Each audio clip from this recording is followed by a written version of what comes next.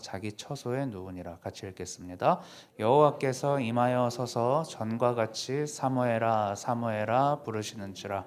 사무엘이 이르되 말씀하옵소서 주의 종이 듣겠나이다 하니. 아멘. 오늘은 꼬여도 되는 사람들이라는 제목으로 하나님 말씀을 전합니다. 제가 어릴 때 이해가 안 되는 일이 세상에 참 많았는데, 원래 어린이들이 좀 그렇지 않습니까? 근데 그 중에 하나가 뭐가 있었냐면, 이렇게 더럽게 이렇게 뭉쳐져 있는 흙덩이에서 꽃이 피고 열매가 맺힌다라는 게 조금 이상했습니다. 아니, 어떻게 더러운 데서 저렇게 깨끗해 보이고 좋아 보이고 아름다운 게 이렇게 나올 수 있을까? 참 이상하다라는 생각이 들었습니다.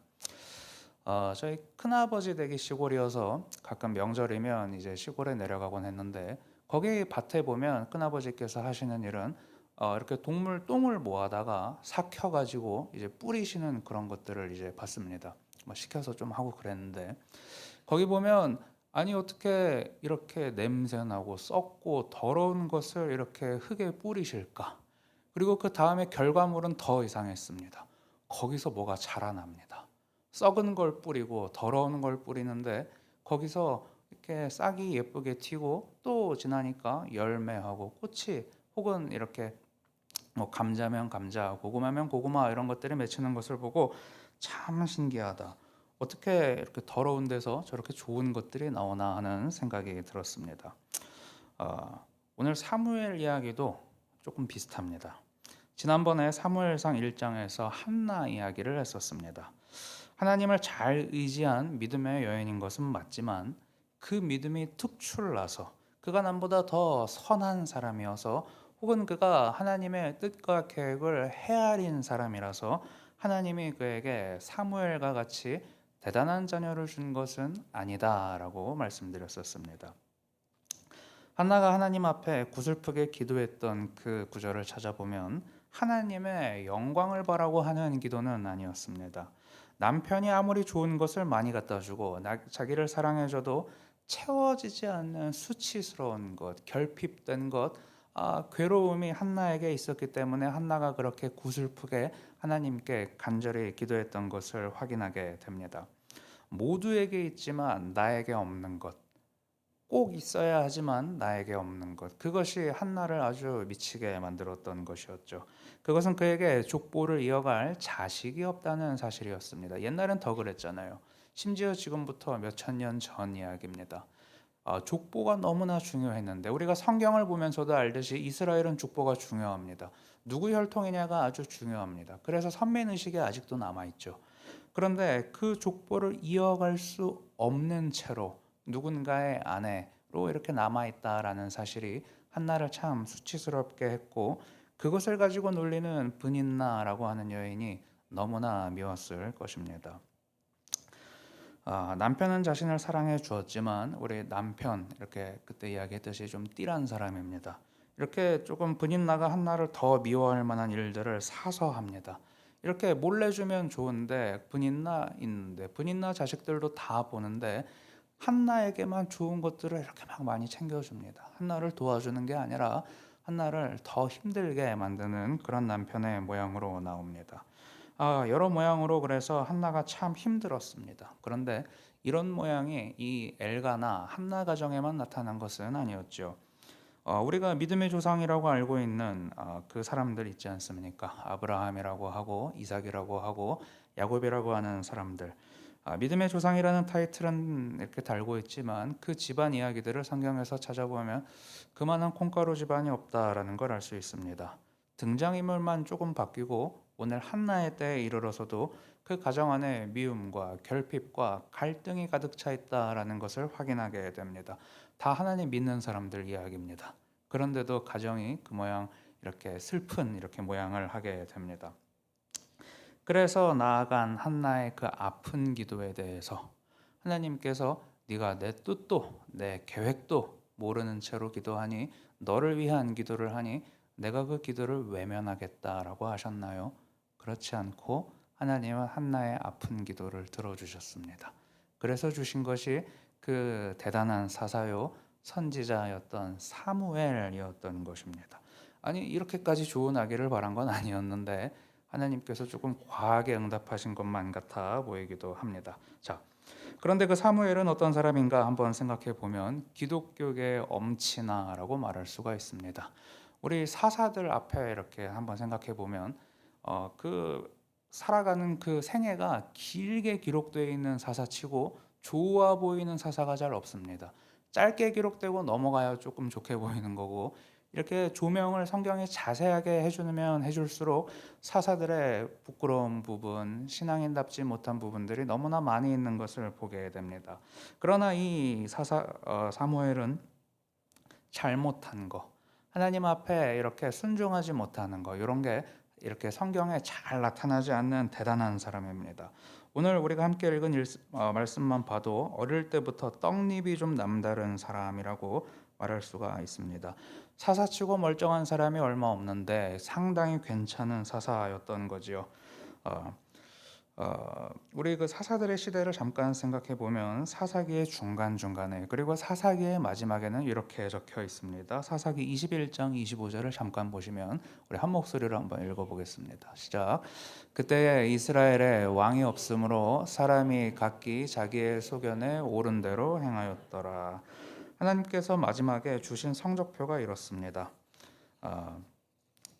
사사 중에서도 제대로 된 사람이 없었고 그 사사들의 다스림을 받는 백성들 가운데에서도 하나님의 백성다운 사람이 없었습니다. 하나님이라고 하는 왕이 있음에도 불구하고 실제로 그들의 삶과 행동 가운데에는 왕이 없는 것처럼 살았던 것이죠. 정확히는 하나님의 뜻이 아니라 내가 기준이 되고 내가 뜻이 되었던 시대가 사사 시대였다 하고 하나님은 마침표를 찍고 계신 것입니다. 그런 시대의 끝에 하나님의 영광도 뜻도 관심도 거기에 대해서 관심 없는 그런 사람들이 살아가는 그 시대에 하나님이 사무엘을 주고 계십니다. 사사 시대의 끝에 이렇게 엉망진창인 시대 끝에 하나님께서 이렇게 걸출한 대단한 사사요 선지자를 하나 허락해 주십니다. 그러니까 그런 거죠. 똥, 바위, 벌레 이런 데 가득한 흙더미에서 왜 어디서 기인했는지 모르는 예쁜 싹이 하나 튀어나오고 열매를 맺고 꽃을 피우는 이상한 일이 하나 벌어지는 것입니다. 부패하고 절망하고 믿음 없는 현상들만 가득한 그 이스라엘 사회에서 이상하게 하나님이 계획하신 멋진 선지자가 사사가 등장하고 있는 것입니다. 하나님의 뜻대로 됩니다. 아무리 부패하고 아무리 절망해도 아무리 선한 것을 찾을 수가 없어도 하나님께서 계획하신 대로 이루어지고 있는 것을 보게 됩니다. 오늘 그런데 사사가 원래 하나 더 있습니다. 사무엘 이전에 사사라는 타이틀을 달고 있는 사람이 하나 더 있는데 오늘 말씀에도 나오는 엘리라는 사람입니다. 이 엘리는 크게 나쁜 짓을 본인이 직접 한 것은 없어서 그렇게 나빠 보이지 않는 사람 같아 보이기도 합니다. 그런데 사사기 2장, 오늘 우리가 3장을 읽었지만 2장에 보면 그 엘리가 그 가꾼 집안의 형편이 어땠는지 알 수 있습니다. 아들들을 보면 안타깝다라는 소리가 절로 나옵니다. 아버지를 따라서 제사장 일을 하는 사람들이 그 아들들이었는데 그 아들들이 어떤 사람이었냐면 아직 제사를 안 드렸습니다. 제물을 제단에 준비한 단계에 있습니다. 그런데 그 고기들을 제사도 드리지 않은 그 고기들을 미리 빼와서 좋은 것들을 가져가고 또 그들이 맛있게 즐기기 위해서 아직 그 하나님께 바쳐지지도 않은 제물을 가져오는 그런 일들을 했던 사람입니다. 우리 사무엘상 2장 17절 말씀 우리 한 번만 읽어보겠습니다. 시작.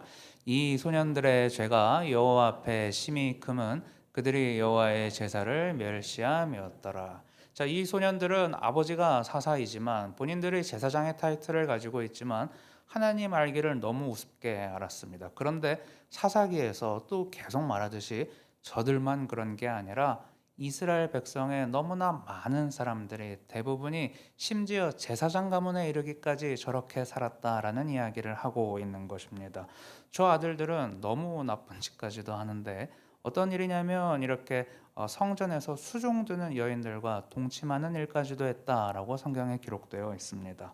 너무나 이렇게 누가 봐도 악한 모양의 사람들이 제사장에 있었고 사사의 아들로 활동하고 있었던 것입니다.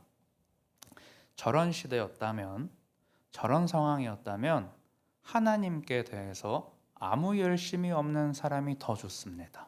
말씀대로 살고 싶은 의지가 하나도 없는 사람이 더 속이 편합니다. 오히려 저 때에는 말씀대로 살고 싶다, 하나님 백성답게 살고 싶다라는 마음을 가진 사람, 제사다운 제사를 하나님께 드리고 싶다라는 마음을 가진 사람들이 더 답답하고 더 괴롭고 소망을 얻지 못하는 그런 시대였다라는 이야기입니다. 하나님 말씀이 듣고 싶어서 성전에 갔는데 어떻게 하면 이렇게 암울한 시대에서 소망을 얻을 수 있겠습니까? 물어보려고 제사장에게 갔는데 제사장이 저 모양이었다 하는 사실입니다. 한마디로 이스라엘은 영적인 파산 상태에 있었다라는 것입니다. 사무엘이 자라고 있는 배경이 이와 같았습니다. 사무엘 같은 사람이 날 수가 없는 환경이었다라는 이야기입니다.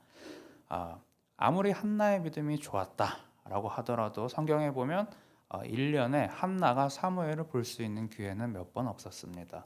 오히려 사무엘이 어떤 환경에서 자랐나 생각해 보면 엘리 밑에서 자랐습니다. 엘리의 아들들과 더불어 자랐습니다. 하나님을 존중하지도 않고 하나님의 은혜나 하나님 주시는 소망을 기대하지도 않는 그 정도가 사실 아니죠. 더 나쁜 사람들이죠. 마치 사단의 종처럼 살아가는 것만 같은 그런 성막 분위기 안에서 이 어린 사무엘이 자랐다라는 것을 확인하게 됩니다. 이렇게 말도 안 되는 환경에서 하나님께서 인정하신 대단한 선지자요 사사였던 사무엘이 자라고 있는 것을 보게 됩니다. 그리고 나서 성경이 우리에게 한 가지 보여주는 장면은 상당히 의미심장한 장면이 있습니다. 오늘 이렇게 먼저 있었던 사사 엘리의 특징은 눈이 어두운 사람입니다. 깨 있으나 잠들어 있으나 뭘 제대로 못 보는 것은 똑같은 사람입니다. 그런데 성경이 오늘 문제로 삼는 것은 엘리가 눈이 어두웠다라는 사실을 넘어서 그 시대에 그 순간에 한 가지 결핍되어 있는 게 있는데 그것이 하나님의 말씀이었다라고 이야기합니다. 하나님의 뜻과 계획이 선포되지 않는 시대였다라는 사실입니다. 그 사사가 하나님의 말씀을 담지 못하는 역할을 하는 그때에 그 중에 누구도 하나님의 말씀을 궁금해하지 않는 그때에 하나님의 말씀이 하나님이 보여주시는 어떤 이적도 멈춰 있었다라는 그 현실을 보여주고 있습니다. 그런데 그것으로 끝났다라고 하지 않고 오늘 하나님께서는 등불을 하나 보여주십니다. 그렇게 썩어가는 시대에 성막에서 제대로 된 제사조차 제대로 된 예배조차 드려지지 않는 시대에 한 가지 남아있는 것은 하나님의 등불뿐이었다라고 이야기합니다. 우리 출애굽기 말씀을 잠깐 봅니다. 출애굽기 27장 20절하고 21절인데 제가 깜빡하고 안 집어넣습니다. 제가 읽어드리겠습니다. 너는 또 이스라엘 자손에게 명령하여 감람으로 짠 순수한 기름을 등불을 위하여 내게로 가져오게 하고 끊이지 않게 등불을 켜되 아론과 그의 아들들로 회막 안 증거궤 앞 휘장 밖에서 저녁부터 아침까지 항상 여호와 앞에 그 등불을 보살피게 하라. 이는 이스라엘 자손이 대대로 지킬 규례이니라 하고 진즉에 말씀하신 적이 있습니다. 깜깜한 밤이 되면 성막에 불이 하나 켜지는 겁니다. 하나님의 등불이라고 부르는 불이 하나 켜집니다. 햇빛이 다 사라지고 난 다음에 성막 안에는 이 하나님의 등불이 타오르고 다시 동이 틀 때까지 이 등불이 켜 있습니다. 하나님은 이것을 영원히 지키도록 명령하셨습니다.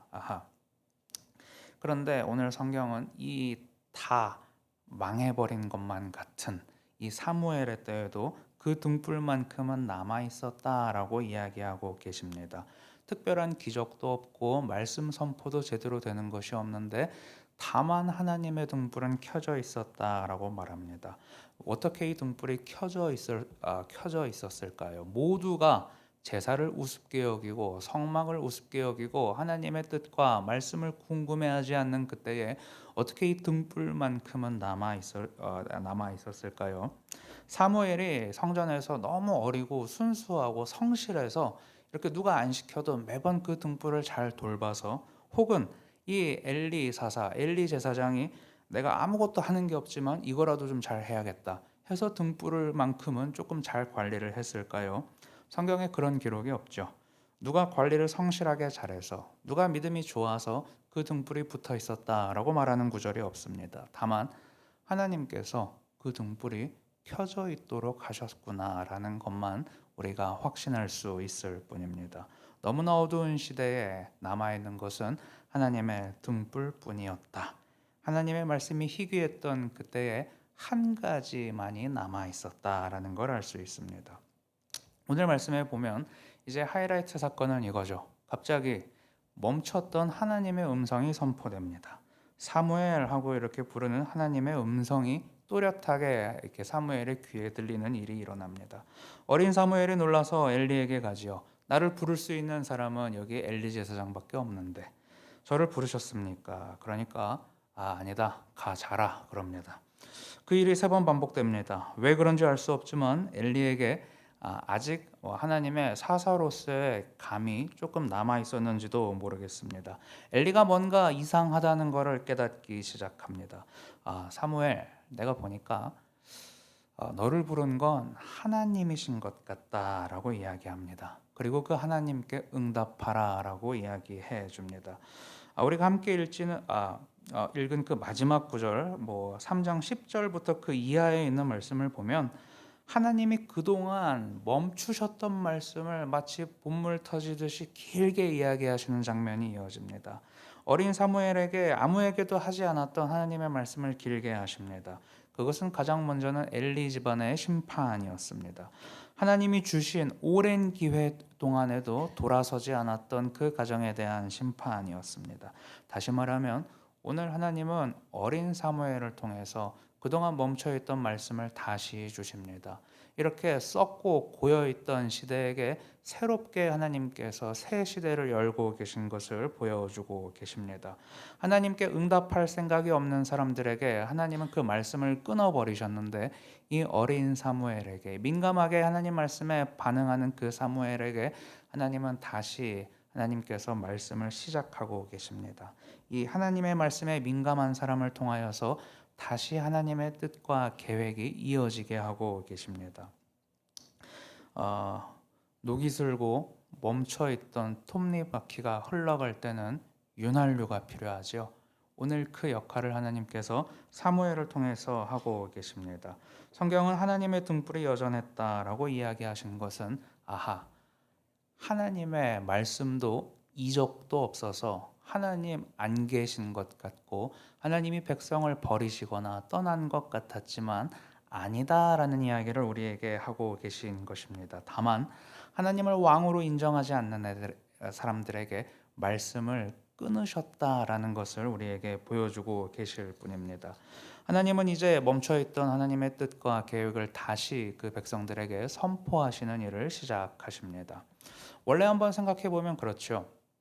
하나님의 말씀을 안 듣기로 마음먹은 사람들에게, 하나님을 왕으로 인정하지 않는 사람들에게 하나님께서 그 인생의 마지막에 다다르게 하시는 곳은 하나님의 나라 바깥입니다. 슬피 울면서 이를 가는 것이 하나님을 왕으로 인정하지 않는 사람들의 마지막 형편입니다. 하나님과의 완벽한 단절이 불순종하는 사람들의 끝이다 하는 말입니다. 그런데 오늘 보니까 하나님은 이스라엘을 그렇게 끝내버리지를 않으십니다. 왜요? 왜 그렇게 하실까요? 왜 사무엘을 그 이스라엘 가운데 주셔서 이 백성이 버려지지 않았다라는 것을 알게 하실까요? 그 중에 잘한 사람이 없습니다. 한나의 믿음이 좋아서, 혹은 엘리의 믿음이 좋아서, 엘가나의 믿음이 좋아서 하나님께서 사무엘을 주신 것이 아닙니다. 그들 때문에 하나님께서 하나님의 등불을 여전히 켜둔 것이 아닙니다. 좀 이상합니다. 우리 이사야 55장을 잠깐 보시면 이렇게 되어 있습니다. 우리 번갈아 읽도록 하겠습니다. 너희는 여호와를 만날 만한 때에 찾으라. 가까이 계실 때에 그를 부르라. 악인은 그의 길을, 불의한 자는 그의 생각을 버리고 여호와께로 돌아오라. 그리하면 그가 긍휼히 여기시리라. 우리 하나님께로 돌아오라. 그가 너그럽게 용서하시리라. 같이 읽겠습니다. 이는 내 생각이 너희의 생각과 다르며 내 길은 너희의 길과 다름이니라. 여호와의 말씀이니라. 아하. 여기 보면 다 망해서, 이렇게 한나의 때보다 훨씬 나중이죠. 다 망해서 포로가 되어 있는 이스라엘 유민들에게 하나님을 찾으라라고 하나님이 말씀하십니다. 다 끝났거든요. 남유다고 북이스라엘이고 이스라엘의 나라는 끝났습니다. 뭐 전쟁 중이면 또 모르겠는데 전쟁에서 완벽히 패배하고 다 끝나버렸습니다. 그런데 오늘 하나님께서는 그 끝나버린 이스라엘에게 하나님을 찾으라라고 이야기하십니다. 그러면서 우리 끝난 것 같지만 아직 안 끝났어라고 이야기하시는 겁니다. 다 끝나지 않았다는 말의 근거는 하나님께서 이스라엘을 보고 하신 것은 아닙니다. 이스라엘은 완전히 끝났거든요. 다만 하나님이 오늘 이야기하시는 그 끝에는 내 길은 너희의 길과 다르다라고 이야기하실 뿐입니다. 하나님의 뜻과 계획이 이루어지는 것은 사람의 뜻과 지혜를 따라 되지 않는다라는 말씀입니다. 이스라엘은 끝났거든요. 백성답지 않았고 그 대가를 받았습니다. 그래서 하나님의 뜻과 계획도 과연 막혔느냐라고 볼 때 그건 아니야라고 하나님께서 이야기하고 계신 것입니다. 우리가 아무리 못났다고 해도, 우리가 아무리 추하다, 조건에 하나님이 사용하실 만한 사람 같아 보이지 않는다라고 해도 하나님의 뜻과 계획이 취소되지 않는다라는 말을 하고 계시는 것입니다.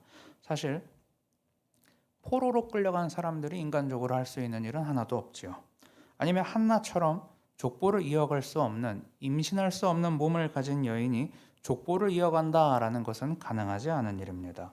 그리고 좋은 제사장 밑에서, 좋은 성전 분위기 안에서 보고 듣고 자라지 못한 후보생이 멋진 사사가 되고 대단한 제사장이 된다는 것 또한 불가능한 일입니다. 엉망진창인 성전 분위기 아래서 자란 사람이 어떻게 더없이 하나님을 사랑하고 그 말씀을 신뢰하는 사람으로 자랄 수 있겠습니까? 다 불가능한 조건들이었다라는 이야기입니다. 사무엘상은 하지만 그럼에도 불구하고 사무엘을 주셨다, 사무엘을 자라게 하신다 이야기합니다. 하나님의 구원 계획이 막히지 않게 하시는 하나님의 은혜가 끊어지지 않는다라고 이야기하십니다. 심지어 이 이후에 세워진 그 대단한 이스라엘 왕국이 다 망한 후에도 하나님께서 아직 안 끝났다, 구원 계획 아직 이어지고 있어라고 이야기를 해 주시는 겁니다.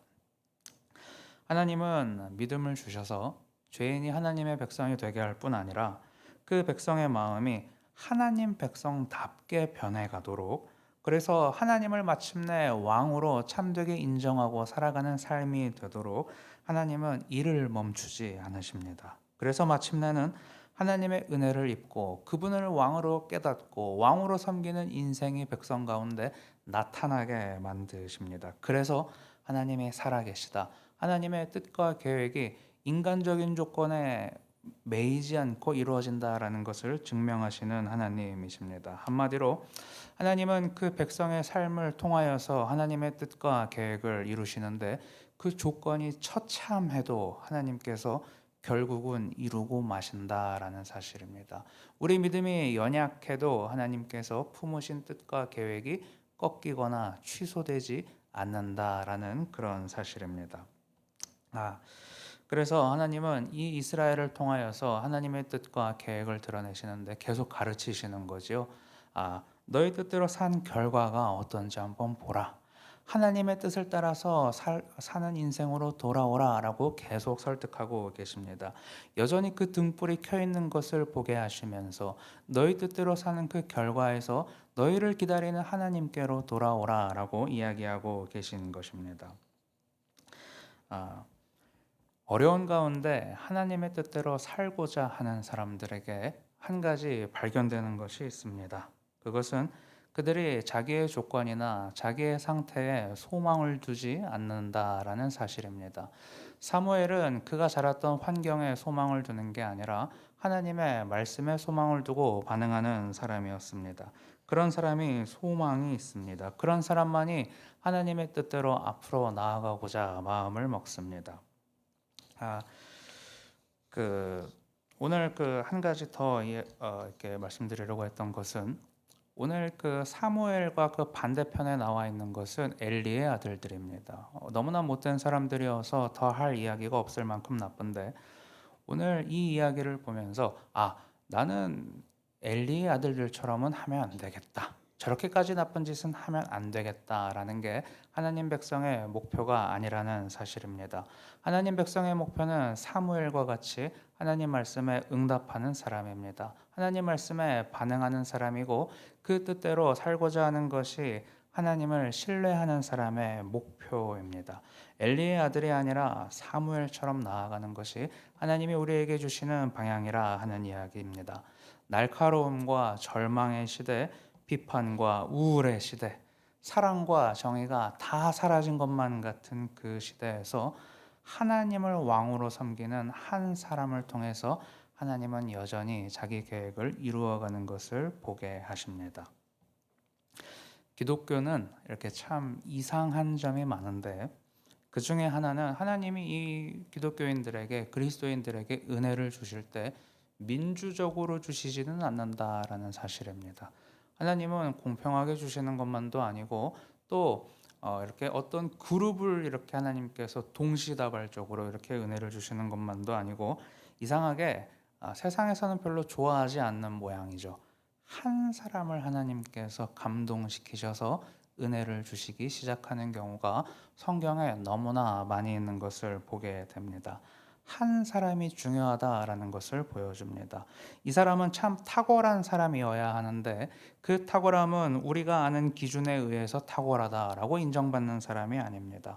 하나님을 왕으로 알고 섬기는 사람, 말씀이 기준이 되어 있는 그 사람을 탁월한 사람으로 알고 하나님께서 그 사람에게 은혜를 주십니다. 그 한 사람을 통해서 은혜가 점점 전파될 때 그 시대가, 그 민족이, 그 공동체가 밝아지는 것을 보게 됩니다. 사무엘이 그랬듯이 다윗이 그랬듯이 말입니다.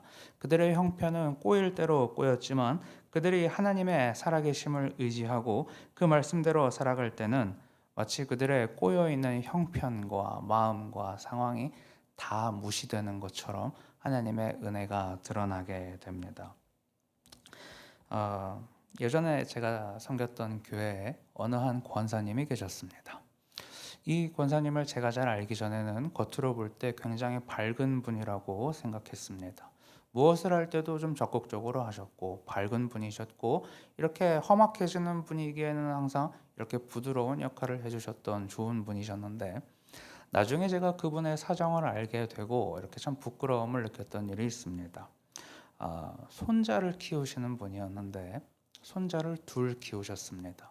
그런데 그 손자 둘 모두 지적인 발달 장애를 가지고 있었습니다. 그래서 이 손자 둘 이렇게 보살피면서 또 이렇게 시장에서 이렇게 옷을 파는 일을 하셨습니다. 제가 이전에는 그 사정을 몰랐다가 이분은 참 밝고 좋고 이렇게 좀 여러모로 좋으시다라는 생각을 했는데 그 사정을 듣고 났을 때는 이렇게 좀 부끄러운 생각이 들었습니다. 저런 사정이 있는 분도 제가 은혜를 받았으니까 어떻게 이렇게 웃는 얼굴을 하고 다녀야지요. 이렇게 이야기하시는 것을 제가 들었었는데 은혜가 있는 사람은 저렇게 사는 것인데 그 사정을 심지어 이렇게 알기 전에는 모를 만큼 밝게 이렇게 하나님의 뜻대로 주변 사람들을 사랑하고 섬기면서 사는 것인데 왜 나는 그렇게 하지 못했을까라는 부끄러움이 들었던 생각이 많이 들었었습니다. 받은 은혜가 있는 사람을 통해서 살아납니다.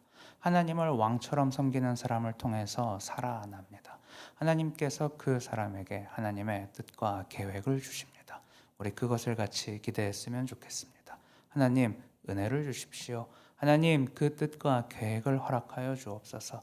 아버지, 그대로 내가 살고자 하는 마음을 주옵소서. 그래서 내가 있는 곳이 그리고 내가 있는 그 형편이 어렵고 힘들어도 여기 은혜의 꽃이 피는 것을 하나님 허락하여 주옵소서 라고 기도하는 저와 여러분 되시기를 간절히 바랍니다. 기도하시겠습니다. 우리 주님 말씀하시면 같이 찬양하겠습니다.